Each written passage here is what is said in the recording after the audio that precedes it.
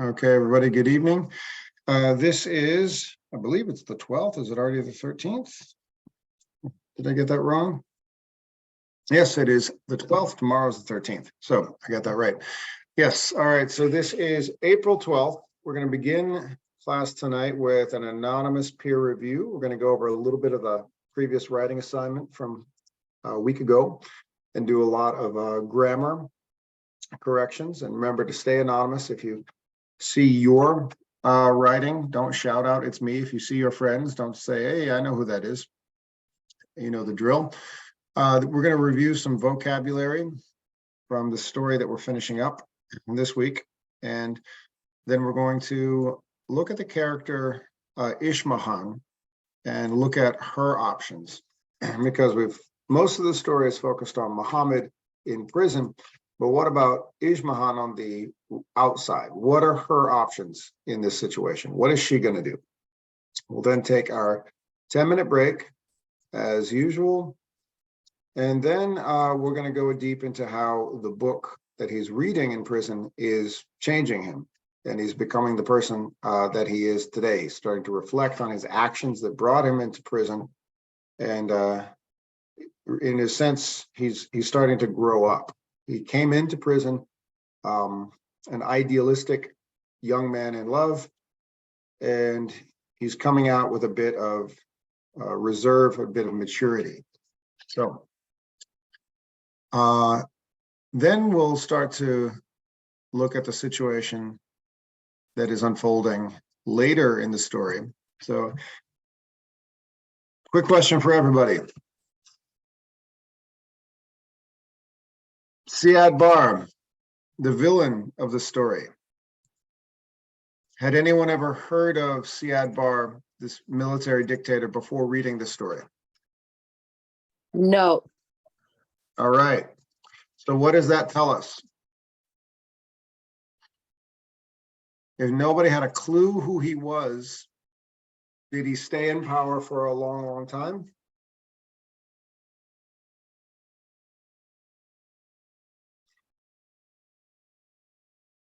Like, think about it. Who here can name a dictator who ran a country for a very long time? Who are the top 5 that come to your head?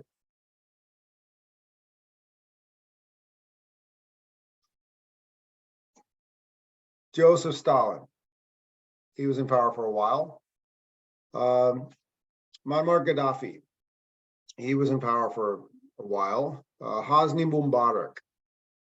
Mao Zedong. These are all historical figures that most people kind of get a sense of because they were in power for a very, very, very long time. Most of you probably never heard of this guy.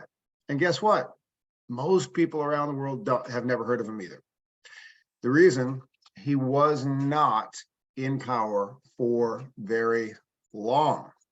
So this guy, Siad Bar, was a cruel tyrant when he was in power. He would throw people in prison just for criticizing him a little bit. We know that. But now we can also figure out, wait a minute, if most people probably never heard of this guy, maybe he wasn't in power for a very long time. Maybe he was not as influential as he would have liked to be. So what might that mean for the main characters of this story?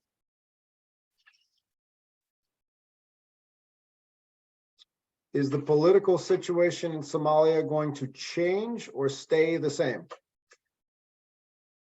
Take a guess, everybody. In the story? In the story?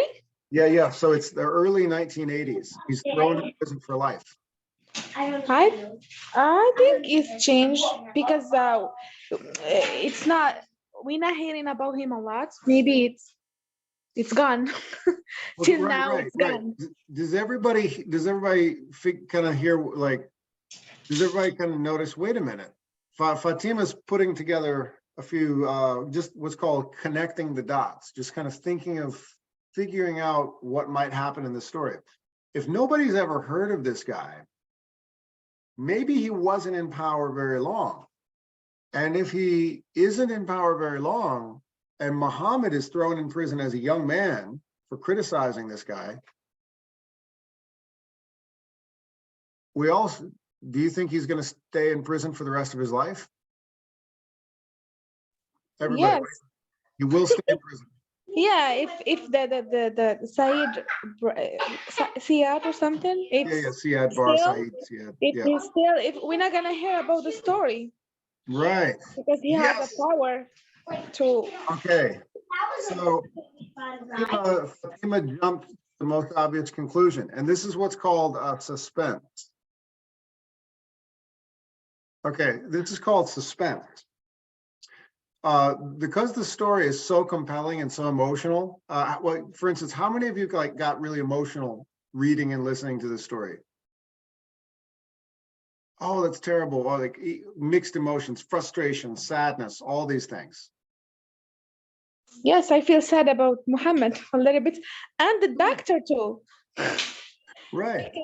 Because he Yeah. was So Muhammad and Ishmahan is this love story. They're pulled apart in the beginning of their marriage. He's thrown in prison. It's so sad, but yeah. he's going to lose his mind. We feel for the character, but what do we know from the very beginning of this story?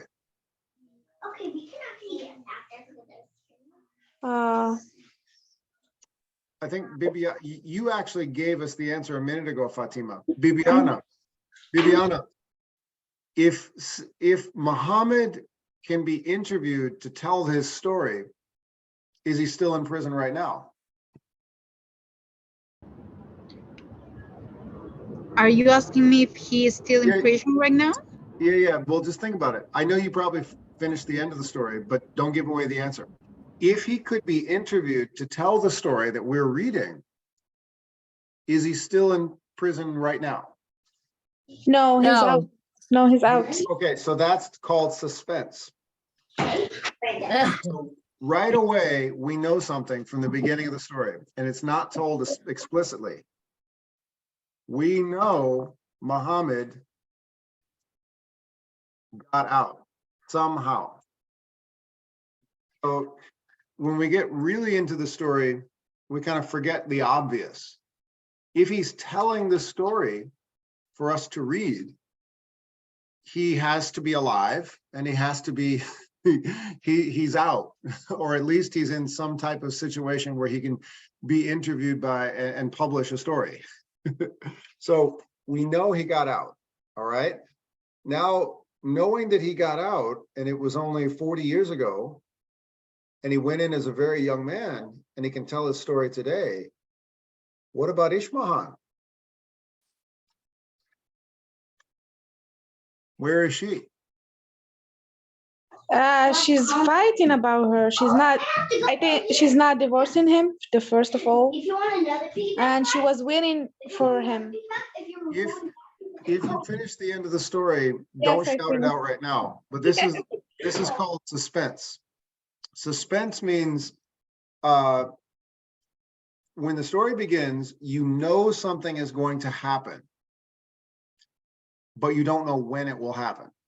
So the beginning of the story, they meet, they fall in love. Muhammad goes to prison for the rest of his life. What do we know? He's telling his story, so he's not in prison. Therefore, we know he got out. Okay. Siad Barre, military dictator, runs Somalia in 1981. Nobody's ever heard of this guy. Maybe he didn't stay in power for very long. That's all I'm going to say.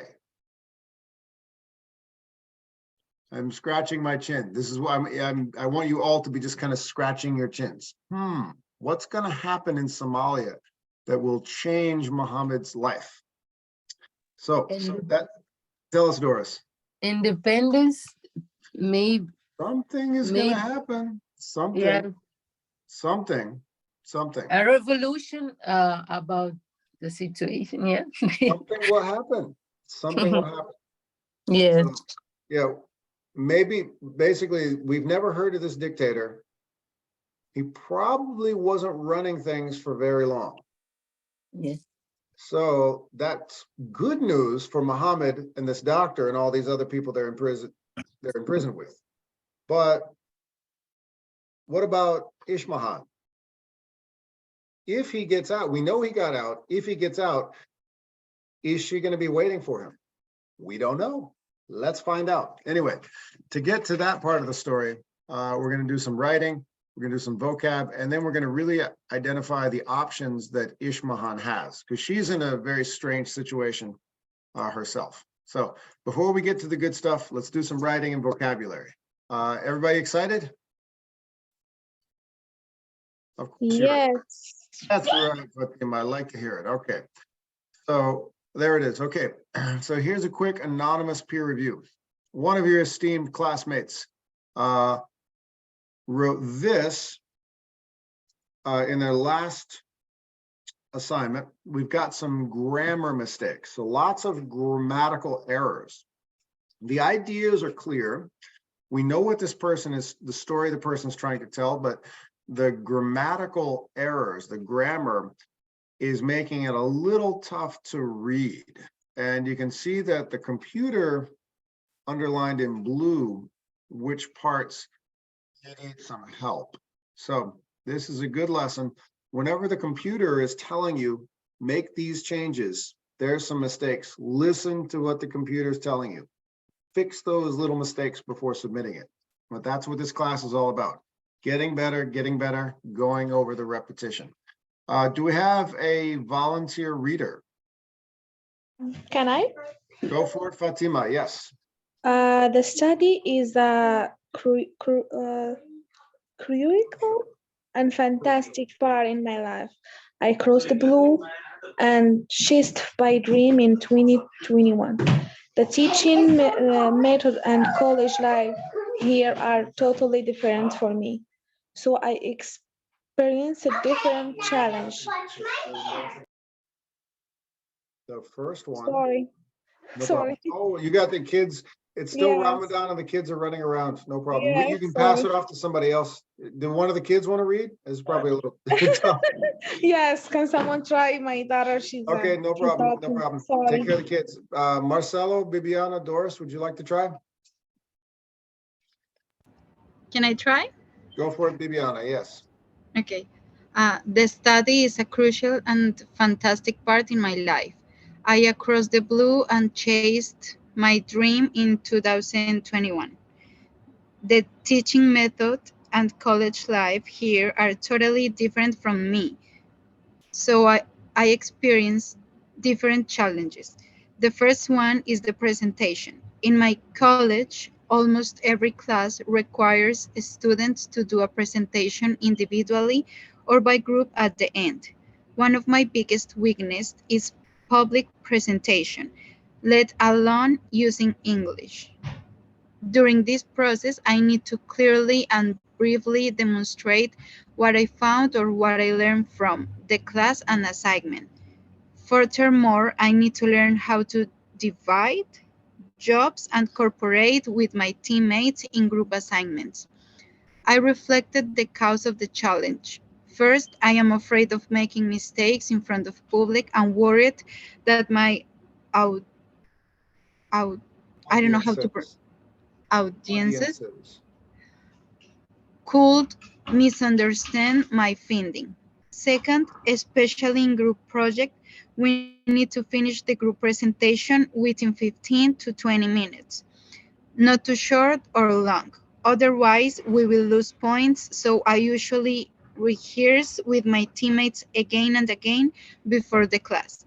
Finally, I overcome this challenge. Okay. Well, this is an interesting piece because it seems like, I don't know about you, I understand exactly what this person is talking about, but there's many mistakes, and it just makes it hard to read. Does anyone else feel like they basically understand what he's saying or she's saying? Bibiana, yeah. So yeah, we kind of get what the person sees as the challenge going to college in America, but there's a lot of these little grammar mistakes, and little mistake after little mistake becomes a lot of mistakes. So let's help the student out. And I'm going to give you a hint. A lot of these mistakes are singular and plural agreement. So here we go. The first, the study is a crucial and fantastic part in my life.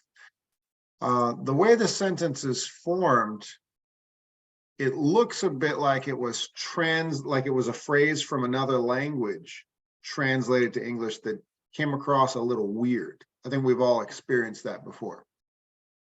So and we see right here, the study is a crucial and fantastic part of my life.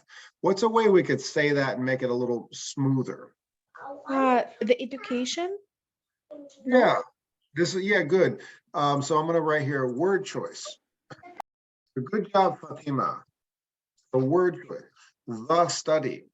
Yeah, we know what you mean, but in this part of the world, we wouldn't say the study. Education is a crucial and fantastic part in my life.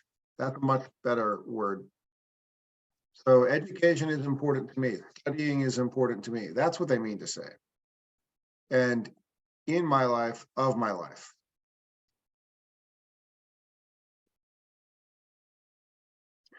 Now here, this looks like a phrase from another language that kind of looked a little awkward in English, translated literally.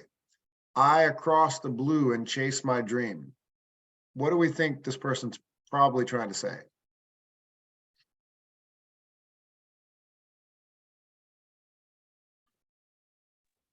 I across, like past. Yeah. Across. Oh, wait. Quick question. You're Marcelo. You're Johan, right? Yes, teacher. Johan is Okay. my I first got so confused for a second, and I forgot you're also Marcelo. I was Don't like, worry, I was like, this Johan guy's is my not in my first name. evening, and then when I and saw Marcelo, Johan. Perfect. Okay. It's like, yeah. I was about to double check the attendance. Johan. Thank you, Johan. So yeah. I was like, who is it? I'm like, I'm getting old. Who is this person I'm supposed to know? Oh, Johan. When I heard your voice again, I was like, God, that Johan. Okay. Yeah, okay. Do you remember my alter ego? Yes, yes, that's right. This is your because we had another Marcelo. Yes, two Marcelos, but now only one in the evening, and his name is Johan. Clark Kent. All right. So Clark Kent turns to Superman, Marcelo turns to Johan. Got it. All right. I across the blue. So how would you say that, Johan?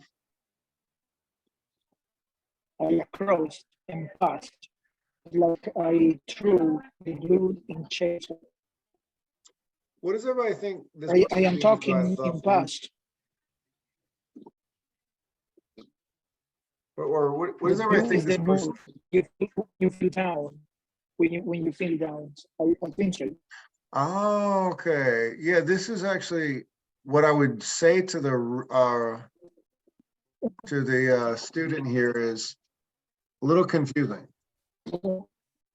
Because I don't know if it could mean the blue, like the person was feeling blue, like a little depressed, a little sad. That could mean I got over it. Maybe that's what they're saying. It could mean I crossed the ocean blue, like the blue ocean. I'm not sure. A little confusing. The blue line. I The think blue maybe line, yeah, thin blue line. Yeah, there's all these different phrases that when we look at the way this, we're really just confused. We're just lost.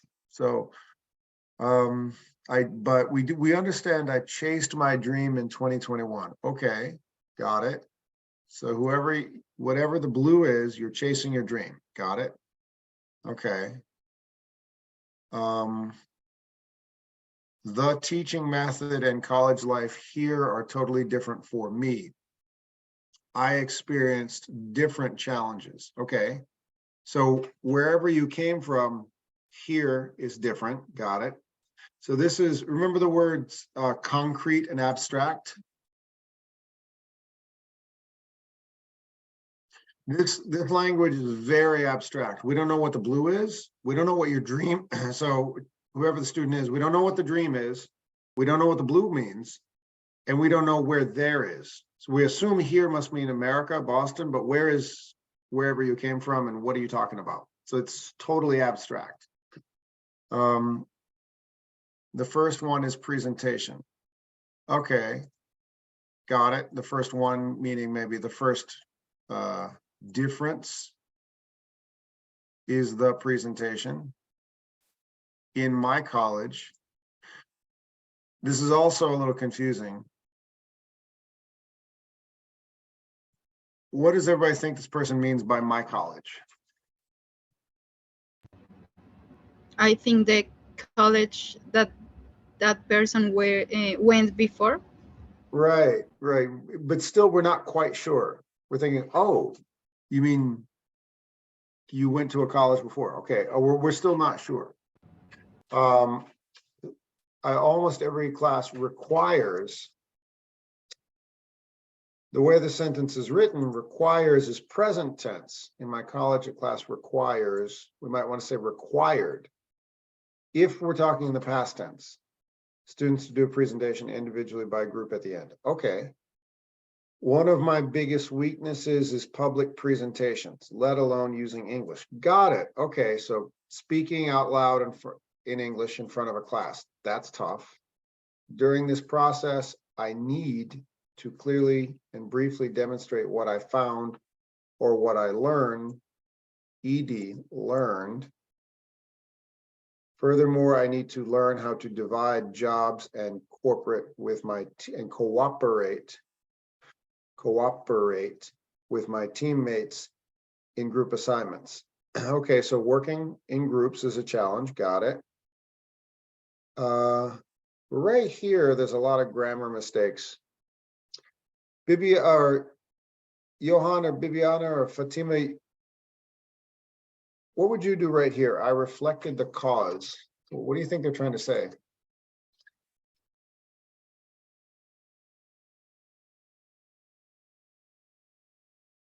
I'm scratching my head to demonstrate. Trying to figure out. Everybody should be scratching their heads. I reflected the cause. Just think about the situation. There we go. Okay, so what you're saying is very concrete. So this is abstract language. We want to go to concrete language. I thought about the situation. That's much more. Now I understand what this person would say. That would help. Yes. I thought about the situation. Okay. And causes of the challenge. Mhm. Actually, you can replace this whole sentence right there. I thought about the situation, period. That's a good sentence right there. Excellent job. Much more clear. First, I am afraid of making mistakes. You can just say in public. Yeah, so, yeah, of course. You just in front when you're in a public. You're not alone. Yeah, everybody has that. Yes, we can definitely relate to this. Of course, speaking a different language, being embarrassed in front of a group of people, we can all relate to that, sure. And worried that my audiences, rid of the S, could misunderstand my finding. What do we think this person? Excuse me, teacher. I have a question. Yeah. Worried, it should be in present, or it is okay if it is in past? To be honest, there's so much confusion in this sentence with past and present tense. I'm trying to figure out what this person's trying to say. Let's look at it. I am afraid of making mistakes in public and worried that my audience could misunderstand my finding. I am worried. Yeah, that's present. I am worried. Got it. Yes. That was the question you had? Yeah. Yes. Thank you. Yes, that works. That still works for present tense. I am worried. Yes. And you can also do it in past tense, like I was worried. Yes. So you can use worried as present and past? Yes, exactly. Oh, okay. That's a tricky one, yeah. Or I am terrified. I am scared. I was scared. Those are interchangeable in that regard. Okay, thank you. But it's not like other ED words where you can say like, I am in loved. I loved. No, that one is past, one is present, not interchangeable. Okay. Good question, Bibiana. Let's help the student here with this last part. Okay. Second, especially in a group project, we need to finish the group presentation within 15 to 20 minutes, not too short or too long. That's kind of clear, but does everybody see what the grammar mistake is here? Why the computer said there's a mistake? Who could figure it out?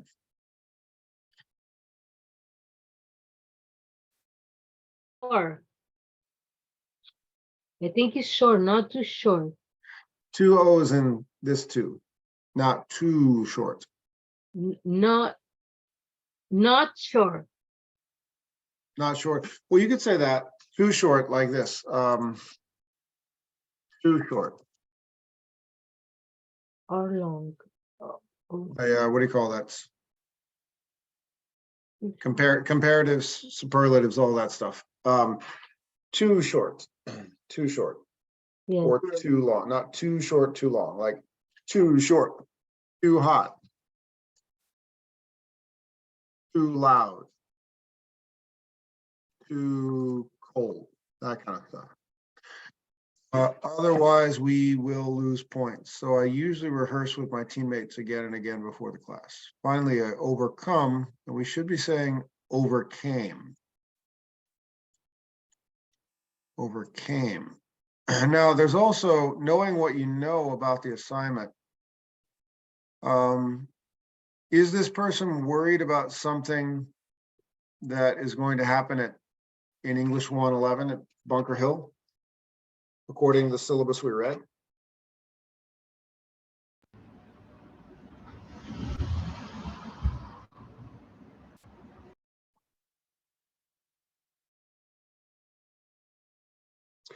No, this person is actually reflecting upon their past experience at another college they went to, which was not quite the assignment.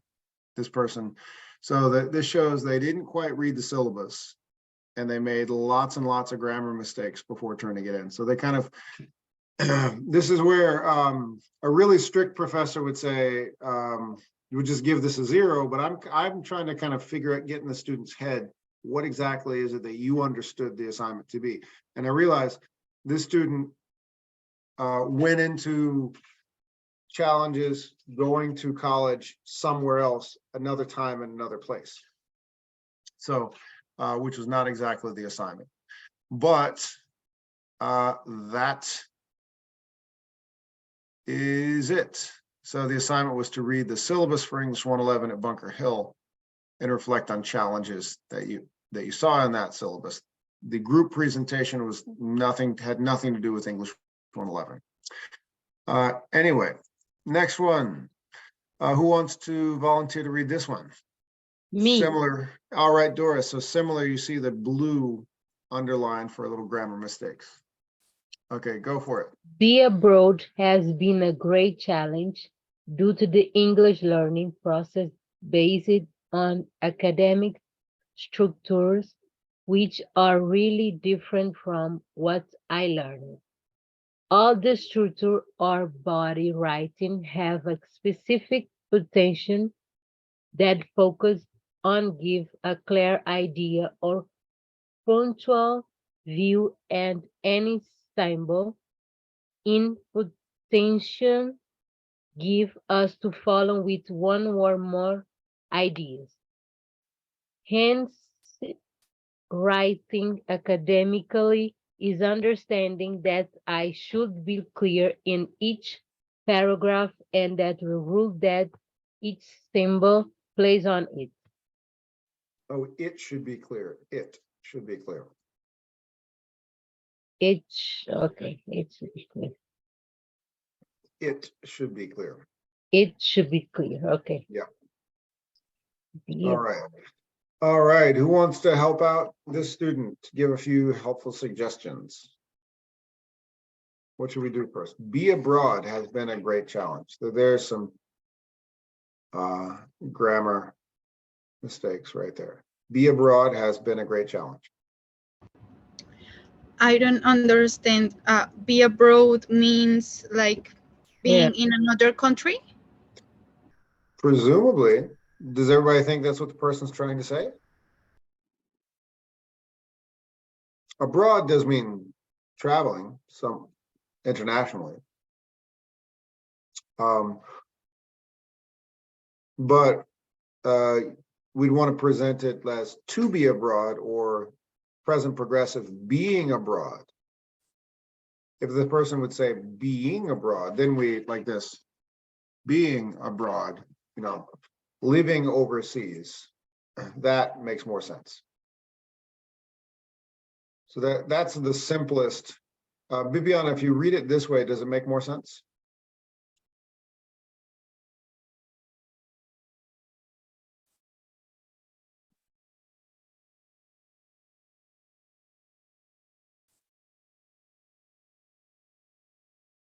Being alive has been a great challenge. Being in Boston has been a great challenge. Being at El Centro has been a great challenge. All right, all of these are present progressive, as in happening right this moment. Present progressive, as we speak, it's going on. So this person is living in another country. And then we have comma, due to the English learning process based on academic structures, which are really different from what I learned. Okay, got it. However, this is still a little bit abstract. I'm being a little picky right now. I get it. I learned. Okay. Learned when? Learned before you came here, learned recently. That's what I mean by abstract. All the structures or body written have specific punctuation that focus on give. Now it's confusing. What's this person trying to say?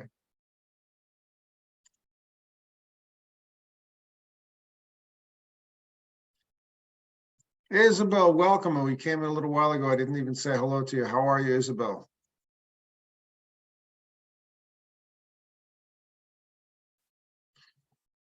Hey, how are you, teacher? Good.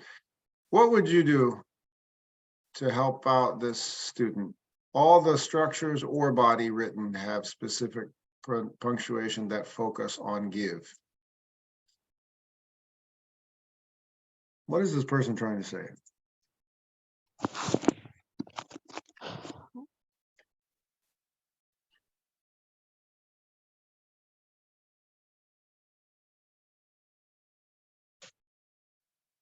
Little bit confused, teacher. You saw my.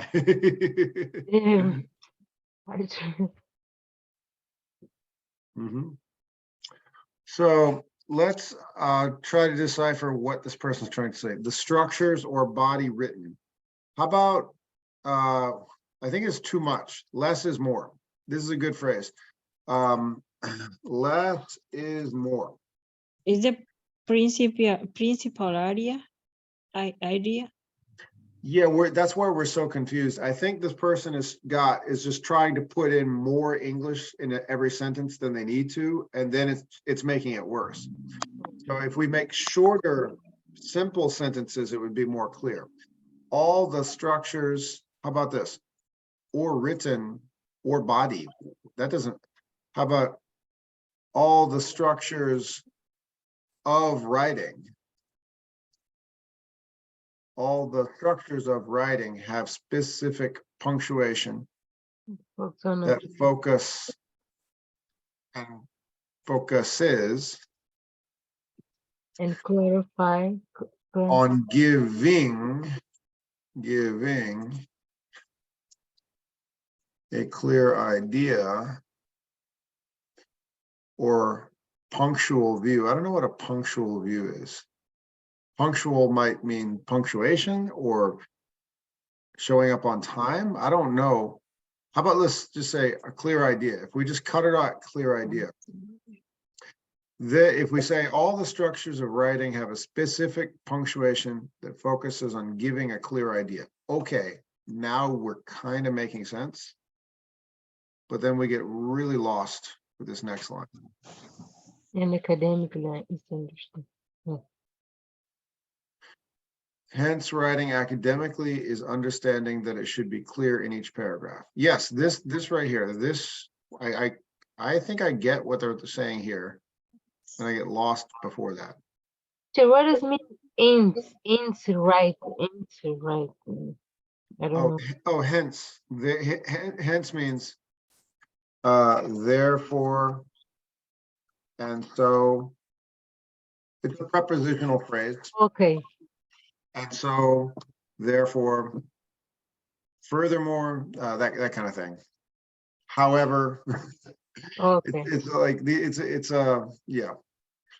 Hence, writing academically is understanding that should be clear in each paragraph, or it should be clear. We don't really know what it is. So how about writing academically is understanding that each paragraph should be clear and the role that each symbol plays. So I don't know if this person is talking about punctuation or if this person is talking about making an argument. It's just very, very confusing. So I think the shorter these sentences, the advice I give to this student is shorter sentences are, longer sentences are not always better. If it's short and simple, short sentence, clear sentence, the reader can better understand what's going on. Keep it simple, less is more. All right, that's enough peer review for tonight. Let's go over that vocab and get into the story, the good stuff, what everyone's staying up late for. Here we go. Where's that vocabulary? Here it is. Okay, so let's go over it. Who remembers this word? A warden. What is a warden? The warden was in a generous mood and allowed Muhammad to have one book.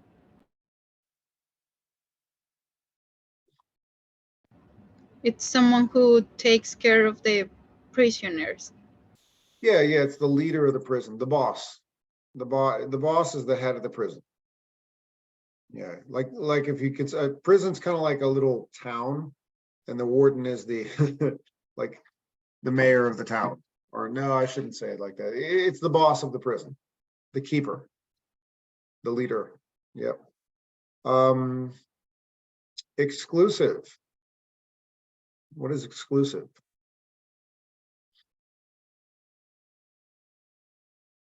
Unique.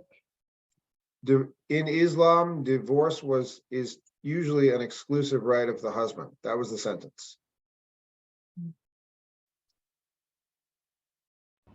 A privilege. Privilege, yes. Privilege. And everybody remembers Quranic verses, It's like a like biblical verses. oh Yeah, Bible. Yep. Bible. So verses from the Quran. Sheiks. And I was really impressed the other day, yesterday morning, that Bibiana actually remembered this one. Who else remembers? Mhm. Sheiks found some Quranic verses to support this. The Yeah. government was encouraging women to divorce their husbands. Sheiks found Quranic verses to support this. What's a sheik?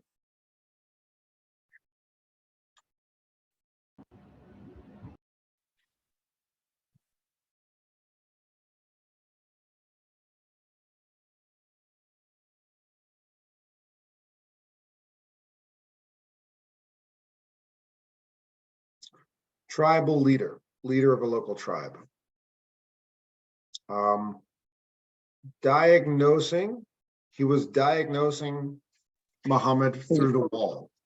It's like determination of the doctor Yes, about conclusion of the sickness doctor. or something. That's an analysis of the patient's situation, diagnosing.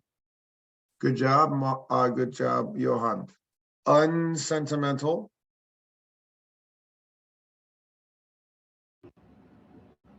with no feelings. Yeah, very blasé, very just like cold.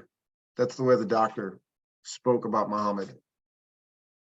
So the doctor clearly had mixed feelings about Muhammad when it was all said and done. Secret police. No.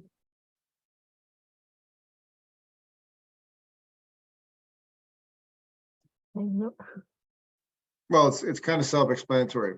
Police are police, but this is like secret police. So the dictator has his own, little army to do what he wants, take people away and make them disappear.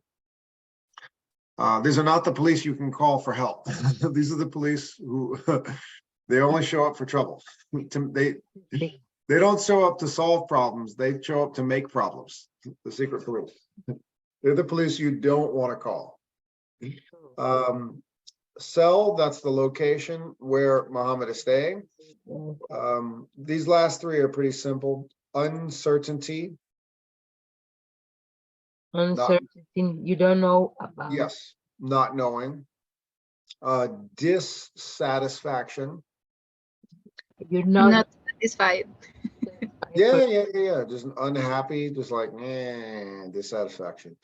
And then confinement. So Muhammad and Dr. Abakar are in solitary confinement. What I'm doing with my hands, they're by themselves. Yeah. Yep. So there we go. All right. Okay. So let's get into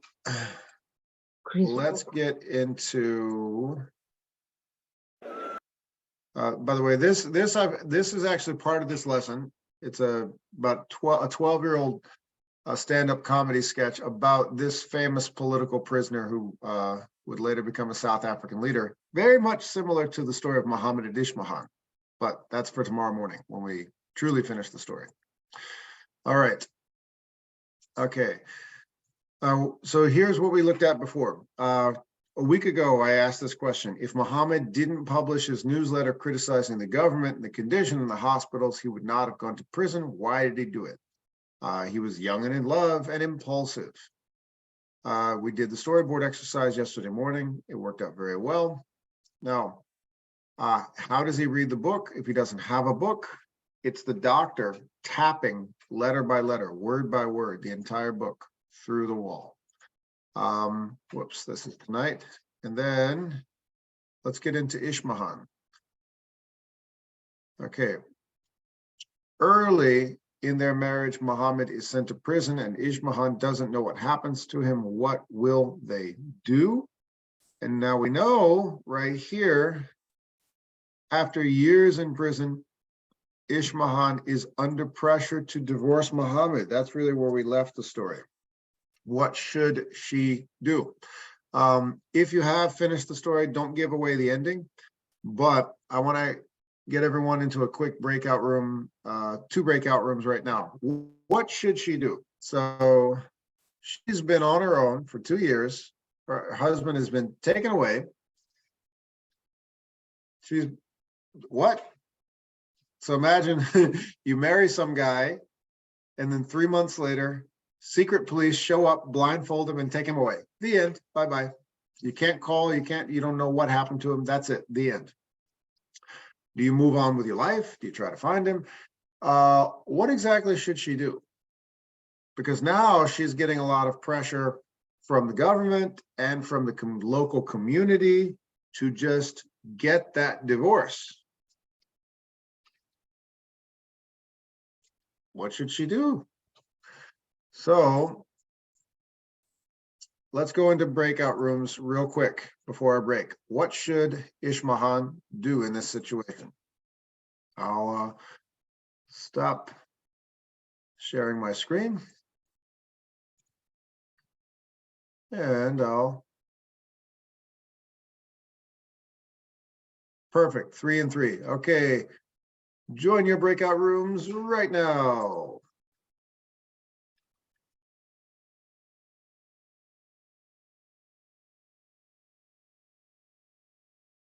Recording. So we just had our break. We're looking at the character Ishmahan and we just played this section of the story where all of the sheiks loyal to the, right here, sheiks loyal to the dictator would use those Quranic verses to pressure the wives of political prisoners. Quite a number of people divorced from their wives. I was thinking sometimes, yeah, she could. That's Muhammad himself saying, yeah, why not go on with your life?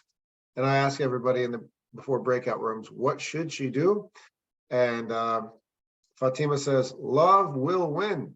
And then after Fatima said love will win, Bibiana gave Fatima a heart emoji. So I'm actually, those of you who are watching this recording and cannot see the heart emoji, I am drawing Bibiana's heart emoji. So while I continue to color in Bibiana's heart emoji, someone else, tell me, what do you think is going to happen? Johan, Chen, Gracie.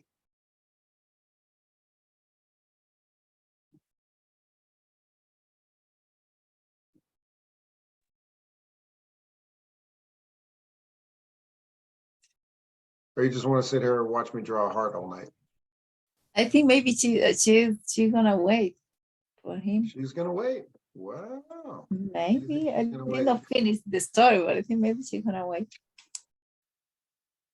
Would you wait? My 20s, maybe. I'm not sure. Because I mean, he did a very, in retrospect, he did a foolish thing. It's not like he was it's not like he made himself a target of the dictator by saying what he said. So she has she has every right to be angry at him. Or maybe not angry, maybe the culture and their country, maybe she has something to do, maybe she needs someone to protect her, maybe to marry again. I'm not sure, you know. Okay, so we have another possibility. Hold on, I'm almost done drawing my heart, everybody. Okay, so, all right, so there we are. Yes, okay, so Fatima says, love will win, and Gracie is arguing perhaps multiple things. She will wait, or find someone else. You know, move on with her life. I want to hear from everybody. Oh, somebody's just, oh, Johan left and came back. There's Johan. All right. Let's see. Isabel, what do you think Ishmahan is going to do?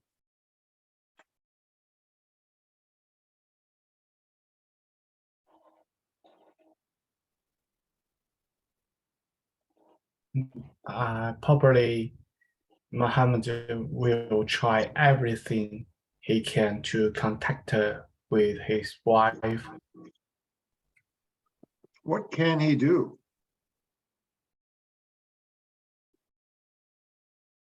In this situation? He maybe has to have two choices: divorce with his wife, and maybe just beat. Remember, he's locked in a solitary confinement, so he's in total isolation. Yeah. Okay. Bibiano, do you think love will win? Yes, I completely agree with Fatima. I think love will. Even though it sounds pretty romantic. Either ways, they are able to see each other again, or maybe she's going to die. Okay. All right. Well, there's a twist in the story. They'll see each other again, or she will die. Okay. All right. Anybody? Let's see who else is here. Yes, Johan, what's going to happen? Will love win? Will Fatima? I'm sorry, I'm losing it. I'm calling names of students' games again.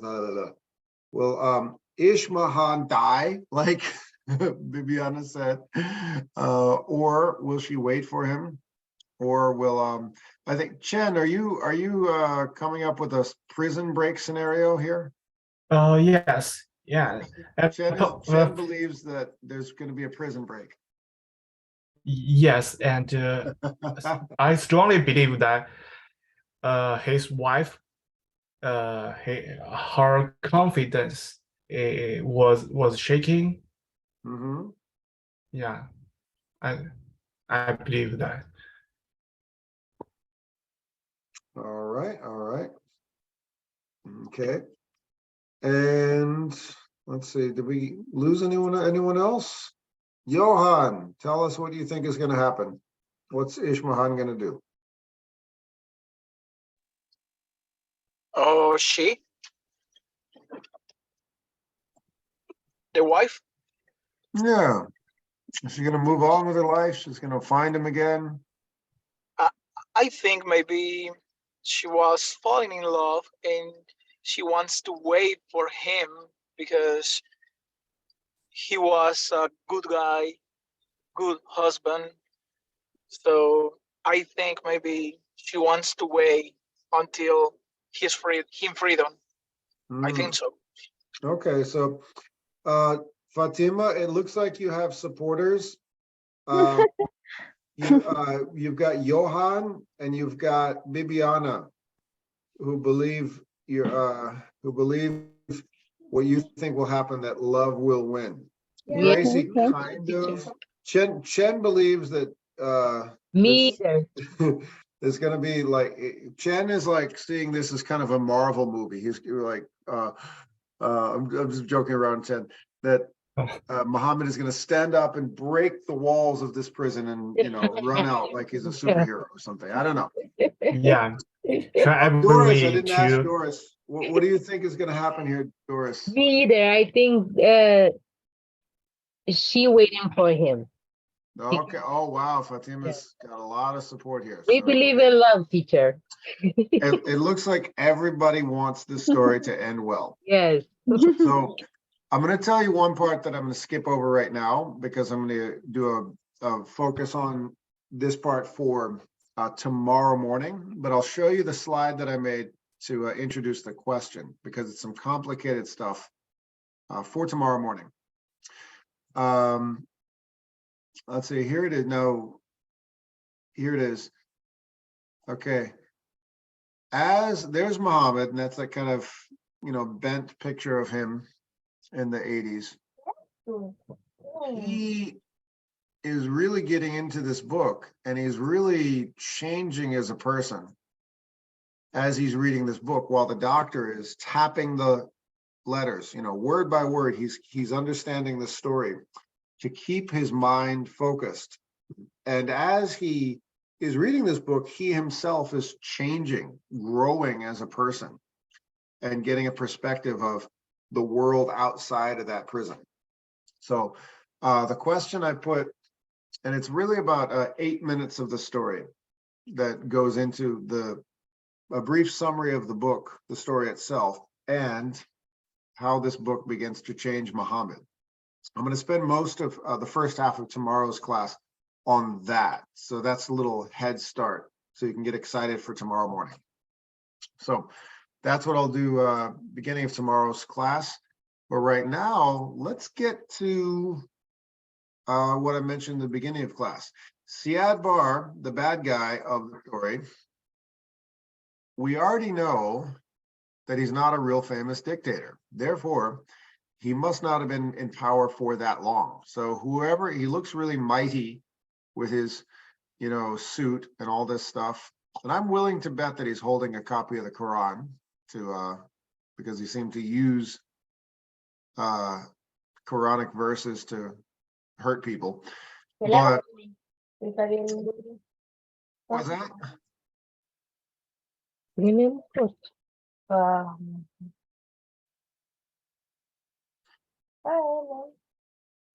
I couldn't tell who was talking there. Oh, I'm sorry. Okay. But that's Doris. Oh, okay. I couldn't tell. I was like, where? Because I didn't see your mouth move. I was like, it's my son. who was that? Okay, because oh, your son. I was like, who was that? Okay, got it. So this guy Siad Bart, he's a historical figure, but it looks like he's going to kind of disappear from the history of Somalia pretty soon. So this country is going to move on without him, for better or for worse. So once he's no longer in power, what is going to happen to Muhammad and what is going to happen to Ishmahan? Let's look ahead into the story and find out. So I'm skipping ahead right about, let's go in 20 minutes in, right about there. Okay, everybody take a listen. Suffering is driving her into a state that Muhammad most feared for himself. Going to a certain area in my train. back to think That letter that got them all thrown in prison. His wife. how much That letter that got for about Muhammad's story. You've heard her reading the Tolstoy passages for us. It kind of took him out about under her fork. He confronted with. it definitely helped. Did that? He confronted with How differently the same thing can look from a were suddenly released. He discovered People become very selfish. Okay, so right about, it's almost to the end of the story. 24, 25 minutes. Here we go. Here we go. We're almost the very end of the story. So I know the words are flashing across the screen. Don't worry, all right. Here it is.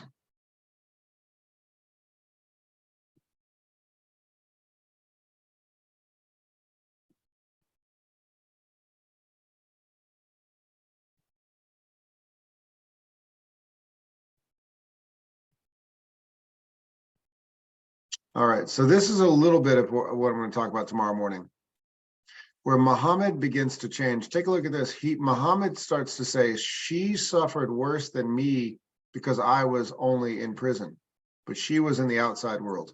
Hold on a second. That's a very profound thing to say. He think about that after he read the book. Yeah, this book is starting to change him a lot. Yes. I don't want to give away too much for tomorrow morning, but just take it. What does that mean right there? Where he goes from, in the beginning of the story, he's angry at her. Why doesn't she know I'm in here? Why doesn't she come to visit me? I'm all alone. I'm locked in this hole by myself, watching the rats and roaches on the floor, and I'm losing my mind.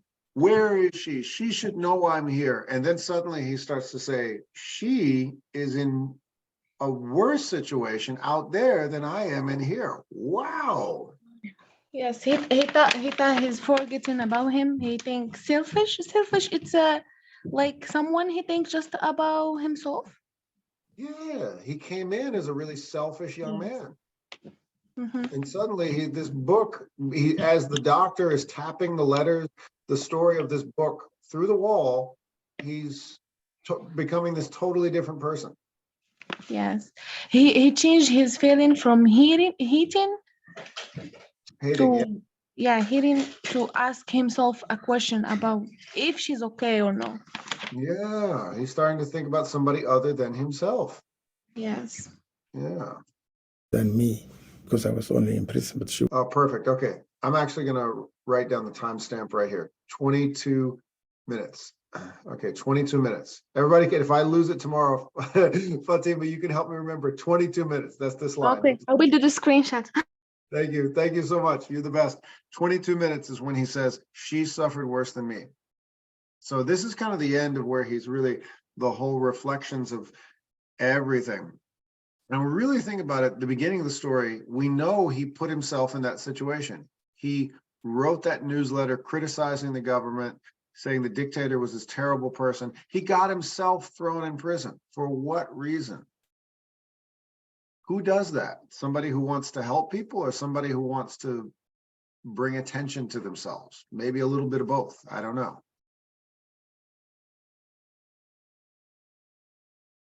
his wife. how much she's suffering, and yes, the book's the one that brought me back to think about her a lot. And he finds himself asking a question that in 2 years in prison, he has not asked himself before. Did I do well in those few months we were together? Had he been a good husband? Yeah. Did I treat her as she deserved? And instead of thinking she's left him and also hating himself for thinking that she's left him, he's thinking, why did he take himself away from her by writing that stupid newsletter? Maybe we could have done it in a different way. That letter that got them all thrown in prison. Maybe we could have talked to them. And putting himself in his wife's shoes like that, it kind of took him out of his own misery. He could think a thought like, she suffered worse, than me, because I was only in prison, but she was in the outside world. He goes from self-pity to pity for her. Oh, I think that's related to the book. Tolstoy's actually famous for that. That's like his magic, crazy talent. Can you say more about that magic?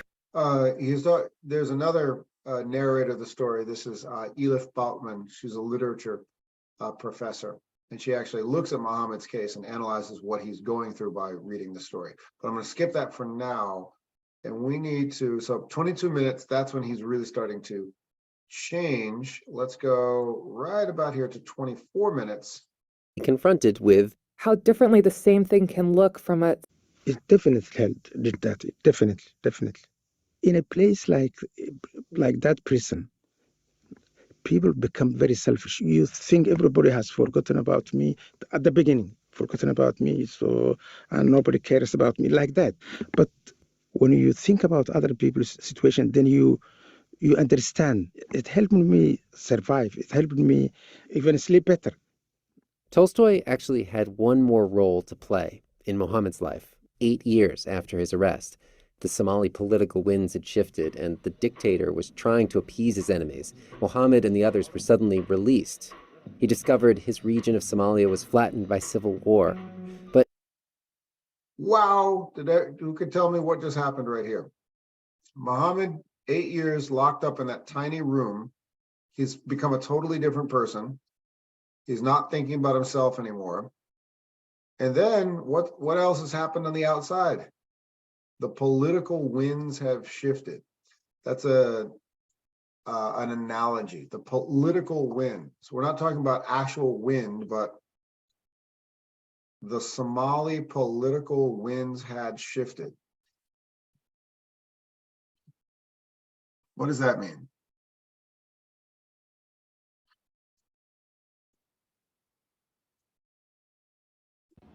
Like someone else took the power? It could mean that, but it says right here, the dictator was trying to appease his enemies. What does the word mean, appease mean?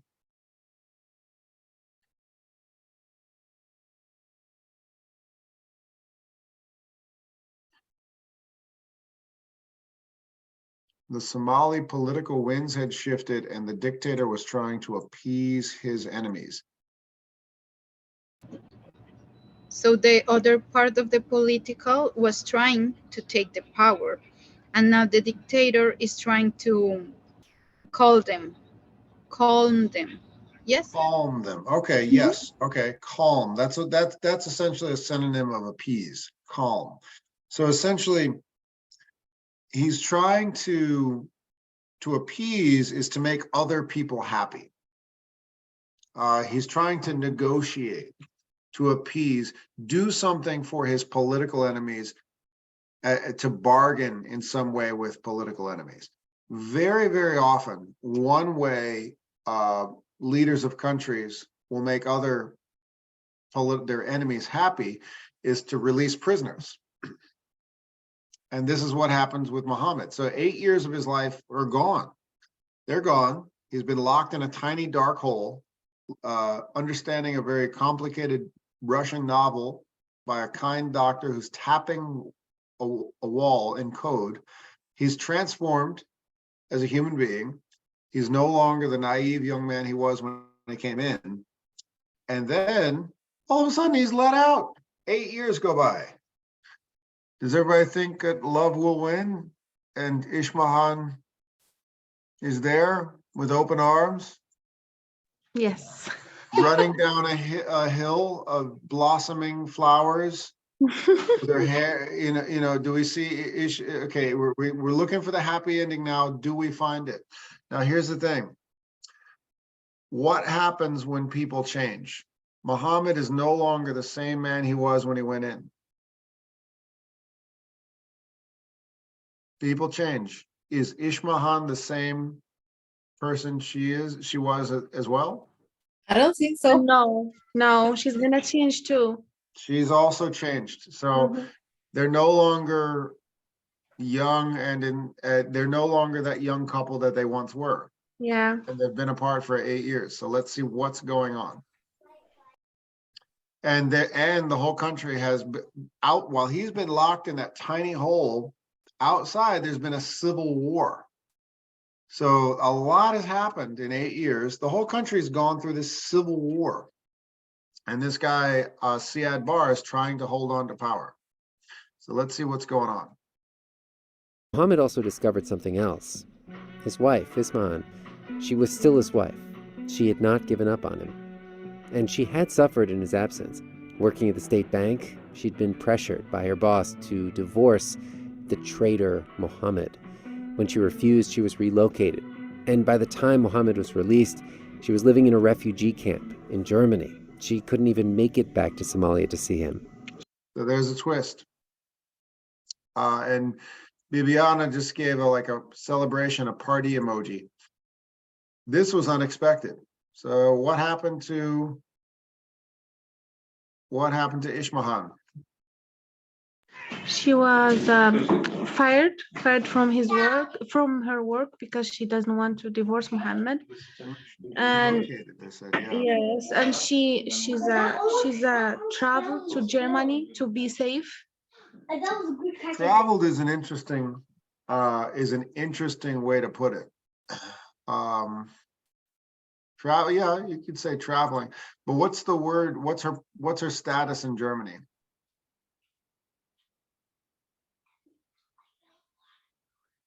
Like I understand, but I can explain with English. It's okay. What is refuge, or what does it mean to be a refugee? She was forced to move to another country because of the violence of her own country. So she became a political target because she wouldn't divorce her husband. And for one reason or another, she got refugee status in Germany.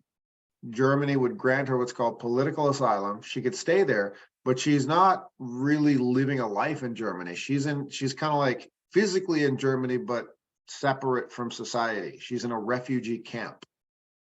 That's people who are not processed through immigration. They're just waiting. So they're just kind of sitting there and waiting.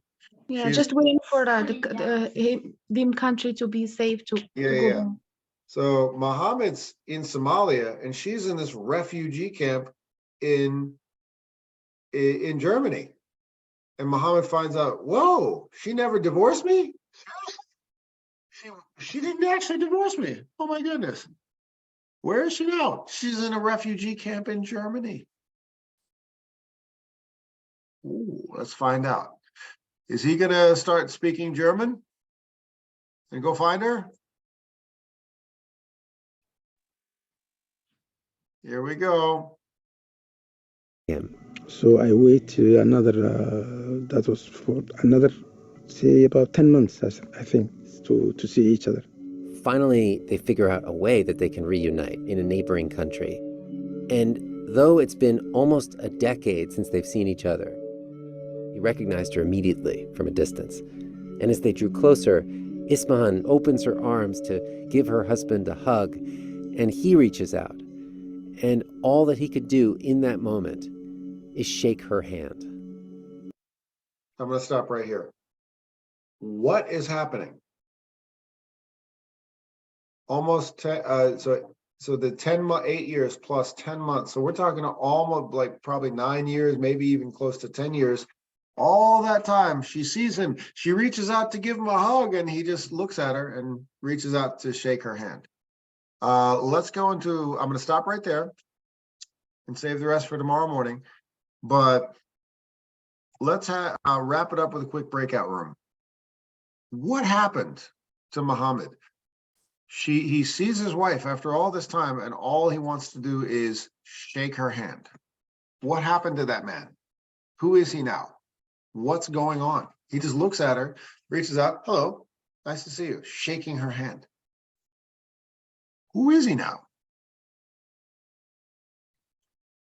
What did all that time and locked in a tiny room do to him? Because he doesn't see her for a long time. Maybe she changed.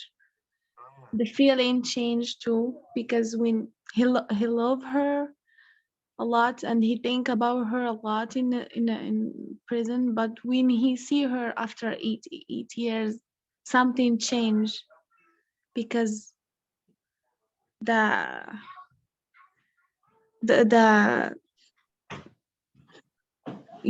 people, when we grew up with a lot of bad situation, something changed in Yeah, he's definitely not that same Muhammad in that picture that we have. Yeah. In 1981, when he thought the world was, he believed the world was, he saw an optimistic view of the world. He said, you know what, I'm happy. I can just say whatever I want about this military dictator. Nothing's going to happen to me. He gets a tough life lesson. He gets thrown in prison for 8 years. He comes out. He's not that same Muhammad that he was when he went inside. What exactly happened to Muhammad makes him just want to shake her hand when he sees her? Join a breakout room. Share your opinions. Go for it.